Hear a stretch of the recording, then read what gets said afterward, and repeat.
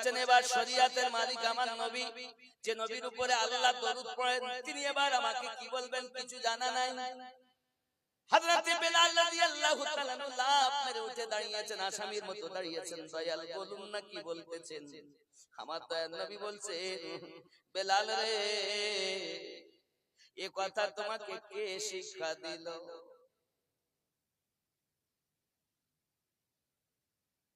বেলালের চোখে পানি। ইয়া রাসূলুল্লাহ, ইয়া হাবিবাল্লাহ, আমি যেতে চাইনি গো নবী, ডাকতে চাইনি আপনাকে। হযরত আবু বকর রাদিয়াল্লাহু তাআলা কে বলা হলো, উনি গেলেন না, ফারুক আযম গেলেন না, জিন্নুরাইন গেলেন না, হায়দারে কাররার গেলেন না। ওগো নবী, আবু বকর রাদিয়াল্লাহু তাআলা আমাকে বলেছেন আপনাকে ডাকার জন্য। আমি গুটি গুটি পায়ে গেছি, কেমন করে ডাকি? আমার থেকে বড় বড় সাহাবী যারা, তারা আমার নবীকে ডাকতে পারেন না, আমি আদনা কালো বেলাল কেমন করে নবীকে ডাকবো? ওগো নবী, আমার দ্বারাতে সম্ভব নয়। আমি চুপ চিন্তা ভাবনায় পড়ে রয়েছি, কি বলে ডাকবো আমার নবী পাক গো দয়াল। অটোমেটিক আমার জবান থেকে এই কথা বেরিয়ে গেল, কিভাবে হলো জানি না, জবান থেকে বেরিয়ে গেল, as-salatu খায়রুম মিনান নাউম, ঘুমের থেকে নামাজ উত্তম। আমার নবী বলেন, বেলাল তুমি যে কথা বলেছো, মুহাব্বত ও আদবের তাগিদ দিয়েছো, আমি নবী আজকে থেকে অর্ডার করে দিলাম, ফজরের নামাজের আযান যখন হবে, হাইয়া আলাল ফালার পরে as-সালাতু খায়রুম মিনান নাওম, কিয়ামত অবধি জারি হয়ে যাবে। ইতিপূর্বে as-সালাতু খায়রুম মিনান নাওম শব্দ ফজরের আযানে বলা হতো না। যেদিন থেকে বেলালের মুহাব্বতের পরিচয়, সেই দিন থেকে এই শব্দটা বাড়তি ফজরের আযানে যোগ হয়েছে। জোরে বলি,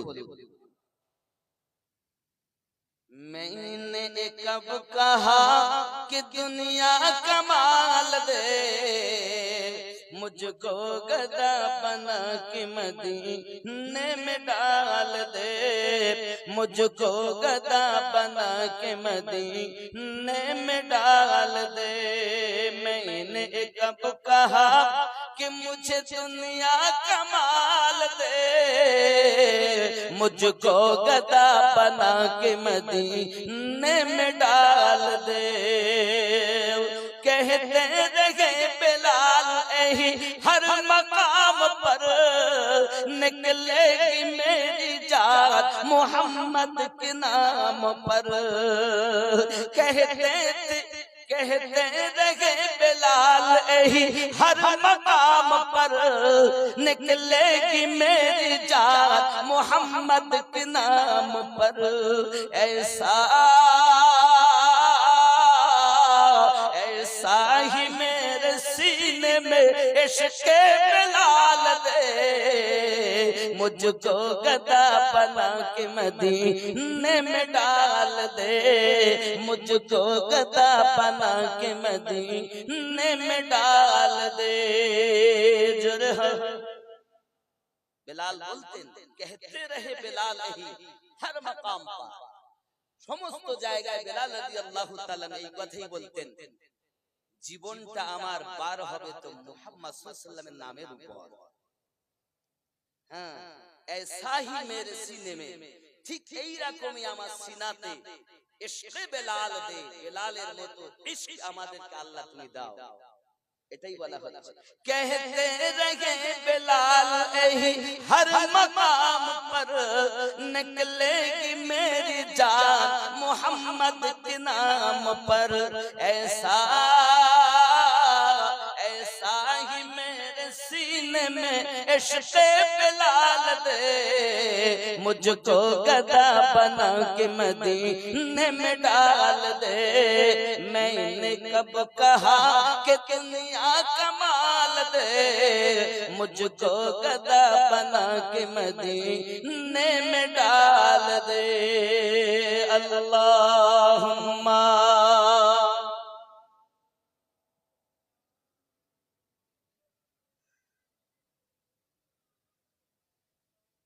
وعلى آله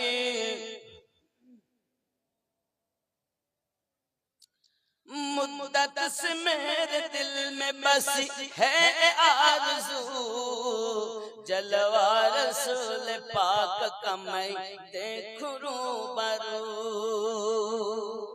মনের ভিতরে আশা অনেক দিন থেকে কি আমি নবী পাকের চেহারা মোবারক দেখবো আমনে সামনে। জোরে বলুন, নবীকে দেখতে চাচ্ছি, আশা আমাদের নেই? আশা নেই যে আল্লাহ একবার নবীকে দেখিয়ে দেন, আমনে সামনে দেখবো।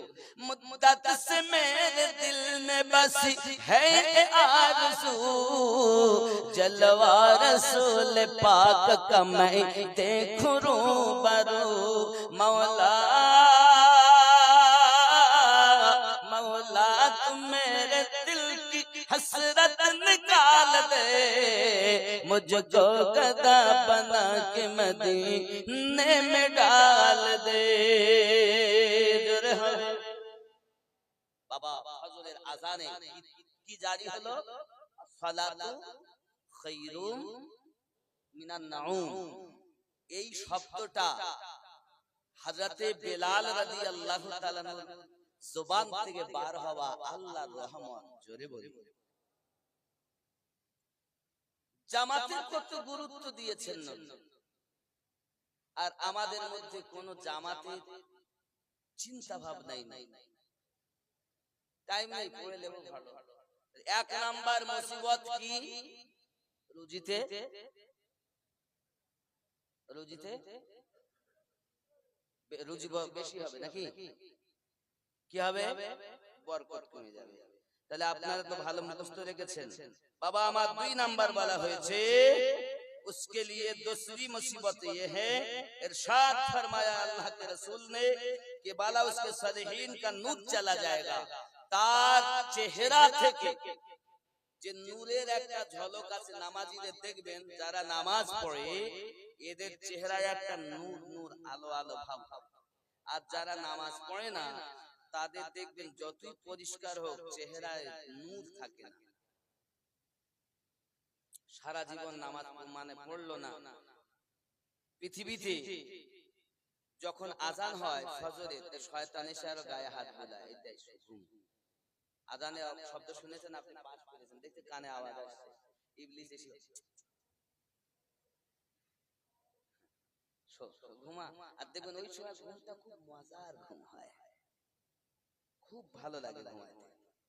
ইবলিস গায়ে হাত পা টেপে, যদি একবার আমি উঠতেছি একটু পরে, এখনো তো সময় আছে, আধ ঘন্টা তো সময়, এখনো সময় উঠতেছি বলে পাশ করে যে ঘুমাইলো, ইবলিস বলে কাজটাই বা শুরু হইলো।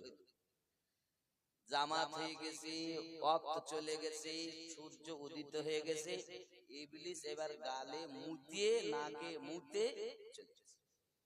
আচ্ছা, যে প্রতিদিন ইবলিসের মুত খায় ওর চেহারায় কি নূরের জ্যোতি থাকতে পারে? যতই তুমি বলো আমি নবীর উম্মত, তোমার চেহারায় নূর থাকবে? কথা কি বুঝতে পারছেন না? পারছেন না? রাগ করছেন আমার? নামাজ অপরিহার্য, নামাজ অপরিহার্য। 3 নাম্বার মুসিবত দুনিয়াতে, যারা আল্লাহর নেককার বান্দা তাদের হৃদয়ে ওই ব্যক্তির জন্য কোন প্রেম থাকবে না, হিংসা আল্লাহ অটোমেটিক তার হৃদয়ে ঢুকিয়ে দিবেন। নবী পাক বলেছেন, এলাকার মানুষ হয়তো ভয়ে, ক্ষমতা আছে, লোক আছে, টাকা আছে, এই জন্য ভয় করে, আসলে কিন্তু তাদের মনে তোমার জন্য সম্মান নেই, আছে ভয়। তুমি এলাকায় দাদাগিরি করে বেড়াচ্ছ টাকার জোরে, তুমি এলাকায় দাদাগিরি করে বেড়াচ্ছ ক্ষমতার জোরে, হাকিকাতে হিসাব করে দেখো তুমি বেনামাজি, তুমি মদখোর, তুমি সুদখোর, তোমাকে আসলে তারা সম্মান করে না, ভয় করে। ওই ভয়ের চোটে এই আমাদের অমুক নেতা এসেছে, একটু বসতে বসতে খেতে দে, আসুন। বিপদে ডাকে, না ডাকলে আবার একটা প্রয়োজনে গেলে সে আর দেখবে না। দুনিয়ার মানুষ তোমাকে কি বললো সেটি বড় জিনিস নয়, আল্লাহ আল্লাহ রাসূল কি বলেছেন এটি বড় জিনিস। নবী বলছেন চেহারার নূর চলে যাবে, নবী পাক বলছেন তার সলিহিনদের হৃদয়ে তার জন্য হিংসা পোষণ হবে। আজ আমাদের মধ্যে এইগুলো বেশি। আমরা ঘুমিয়ে থাকি, মুয়াজ্জিন বলছে হাইয়া আলাস সালাহ, এ বেটা বিছানায় শুয়ে লেপের মধ্যে পা ঢুকিয়ে বলতেছে ইমাম মুয়াজ্জিন তোরাই মসজিদ চালা, চালাস না ভোরবেলা। এই গ্রাম এত বড় গ্রাম, যদি একটা করে লোক প্রতি ঘরেতে আসে তো মসজিদ দুতলা তিনতলা দেখতে, এইটুকু জায়গায় হবে না। কি বলে একটা করে আসবে আর শুধু হুজুর মাল মুসিবত যাচ্ছে, হুজুর একটু দোয়া করবে। তোর মুসিবত যা থাকে কি দূর হবে কেমন? তাবিজের জোর, তাবিজ আপন জায়গায় আল্লাহর কালাম ঠিক আছে, যদি কুফরি কালাম না করে, কিন্তু তোমার তো আসল জায়গায় ঘাটতি। এজন্য মাঝে মাঝে আমি বলি, কেমন করে ঘুমাও তুমি, কেমন করে ঘুমাও তুমি, ফজর করে কাজা, এমনও তো হতে পারে জোহরে জানাজা। গ্যারান্টি আছে? হতে পারে না? কেমন করে ঘুমাও তুমি, ফজর করে কাজা, এমনও তো হতে পারে জোহরে জানাজা। ওরে মুমিন হয় না জন্ম নিলে মুসলমানের ঘরে, কাফের মুমিন তফাৎ হয় ওরে প্রেমের উপরে। মুমিন হয় না জন্ম নিলে মুসলমানের ঘরে, কাফের মুমিন তফাৎ হয় ওরে সালাতের উপরে। এই জীবনে নামাজ যেন, এই জীবনে নামাজ যেন হয় না তোমার কাজা, এমনও তো হতে পারে জোহরে জানাজা।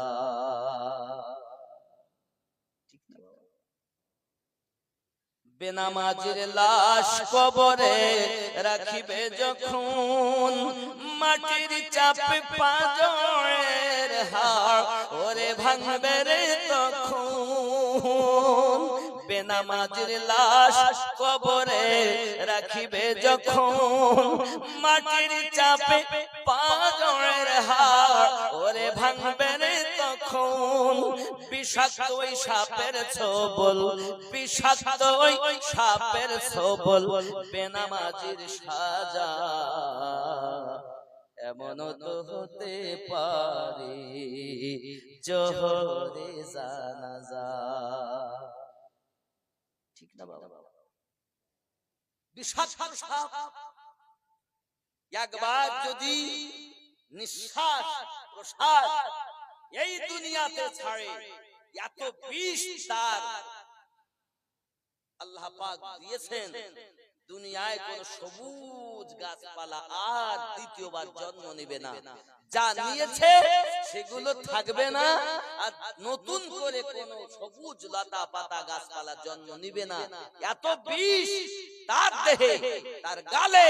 সেই সাপ আপনাকে আমাকে বেনামাজিকে কামড়াতেই থাকবে। কে বাঁচাবে? মা যাবে না, বাপ যাবে না, বিবি ভুলে যাবে। আপনার পাথেহ আপনাকে সংগ্রহ করতে হবে। কাকে পেয়ে ভুলে গেলে বুঝতে পারলেন? রাগ করছেন?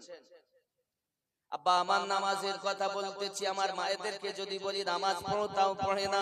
এখন বেটাকে বলে না নামাজ পড়ো, মেয়েকে বলে না নামাজ পড়ো। যদি বেটা স্কুলে না যায় মা বকাঝকা করে, আব্বা বকাঝকা করে মেয়েকে, মা কেন স্কুলে যাসনি বল, প্রাইভেট পড়তে কেন যাসনি বল, প্রতি মাসে 3000 টাকা বেতন দিতে হয়, মাস্টারকে তুই গেলি না কেন বল, বকাঝকা করে। আব্বা আমার মেয়ে যদি স্কুলে না যায় বকে, ছেলে যদি স্কুলে না যায় বকাঝকা করে। কিন্তু মা আমার একবার বললেন না মেরে, ও আমার বাবা রে, তুই নামাজ না পড়ে বিছানায় ঘুমিয়ে থাকলি, আল্লাহ তোকে কত শাস্তি দেবে, নামাজ আদায় করে নে। মা নামাজ পড়ে না, আব্বাও নামাজ নামাজ পড়ে না।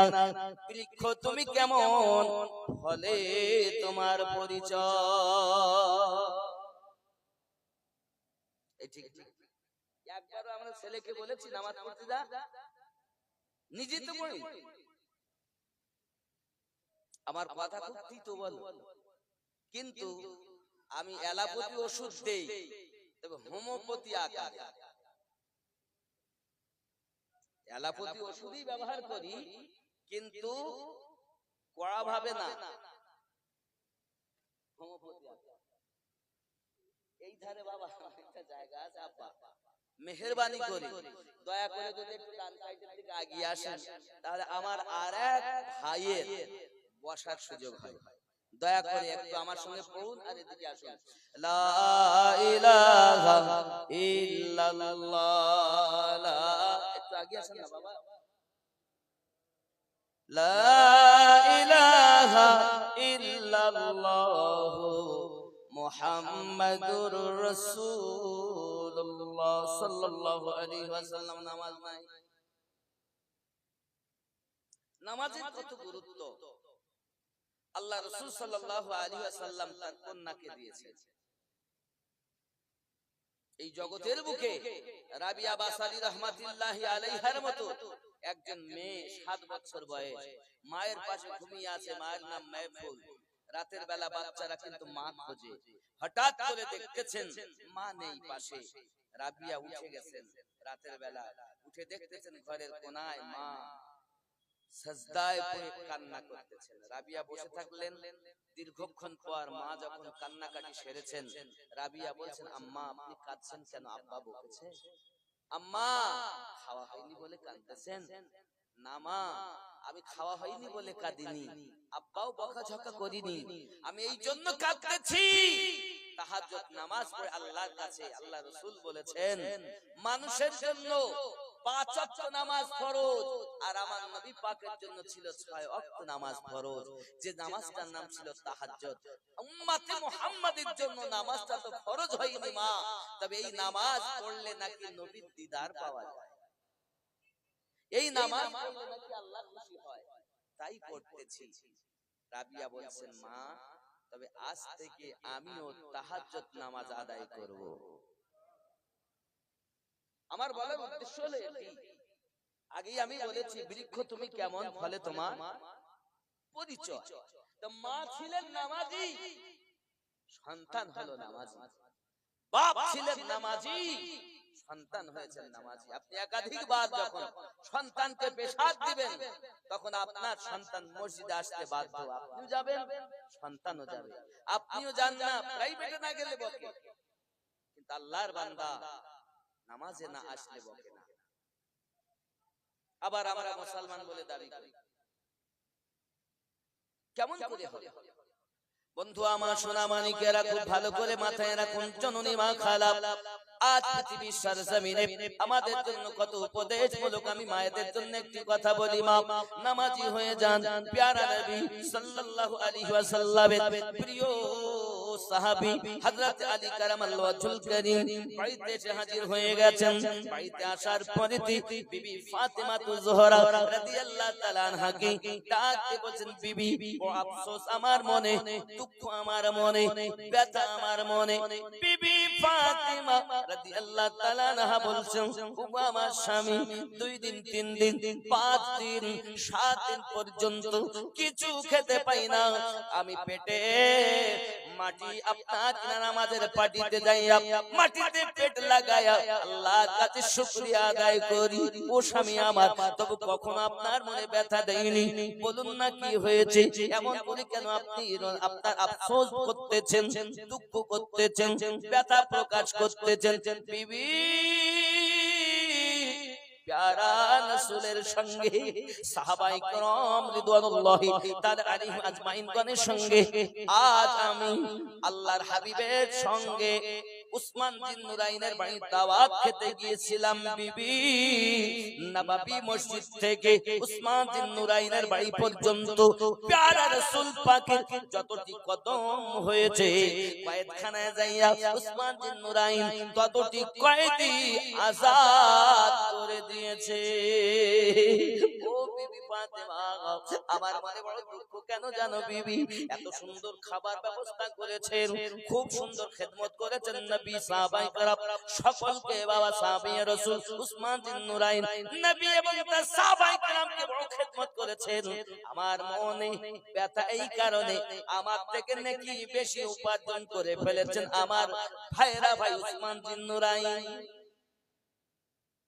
আমার তো হলো না, আমি গরিব মানুষ, খেতে দেওয়ার মতো সামর্থ্য আমার নাই বিবি, এই জন্য আফসোস করি। ফাতেমা বলছেন স্বামী, দুঃখ করার কোনো জায়গা নেই। রুজির মালিক হলেন আল্লাহ, আর রুজি বন্টনকারী হলেন আমার আব্বা রাসূলুল্লাহ।